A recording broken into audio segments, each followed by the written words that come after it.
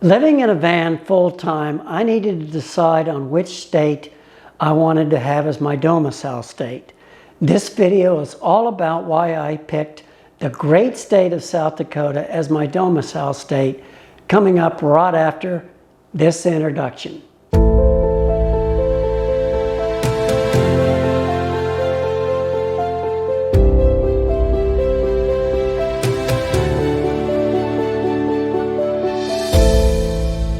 After some research, it came down to three possible states: Florida, Texas, and South Dakota. Each state does not have income tax, and this was the first of many factors to consider.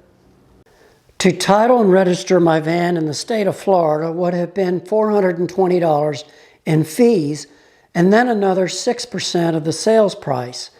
My van was once again purchased in Spokane, Washington, and the cost to drive it from there to Florida was not an option.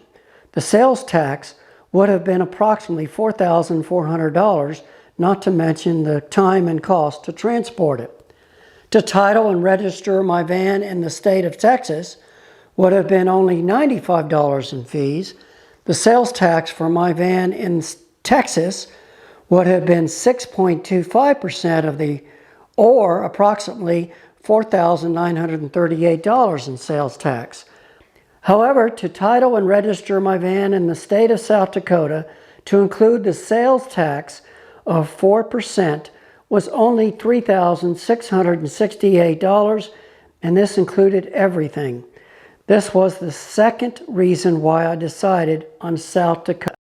A third reason why I decided on the state of South Dakota as my domicile state was when I was able to compare the actual cost of my van insurance compared to the state of Washington, where I purchased it, was almost about half of the cost, or a savings to me of over $700 annually. This is huge. That comes out to about a monthly savings of about $58 each month that I can do for gas and food and other items. However, one of the more important reasons why I decided on South Dakota as my domicile state was the company name Americas Mailbox. They are located just outside of Rapid City, South Dakota, and Box Elder.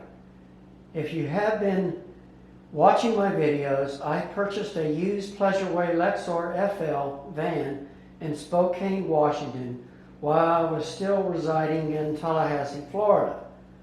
Americas Mailbox is one of the largest mail forwarding companies in the United States.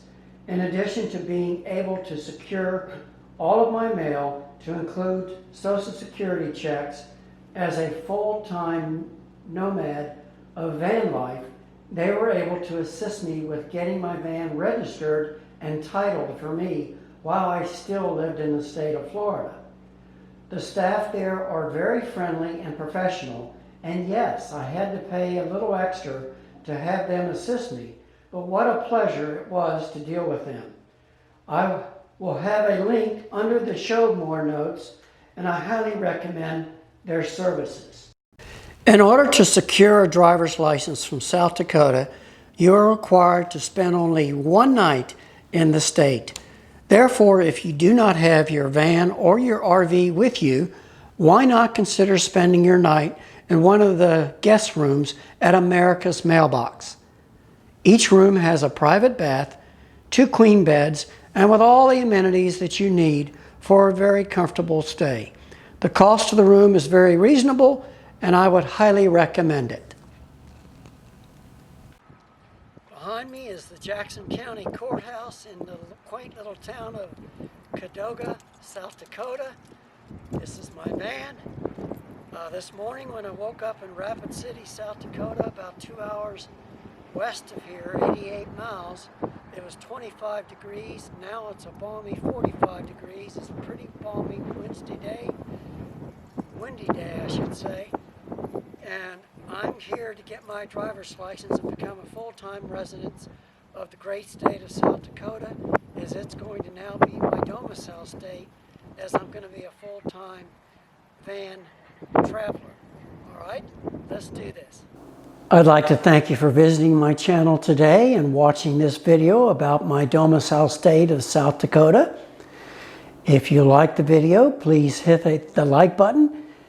And I'm always open to comments and or questions, and we'll get back with you accordingly.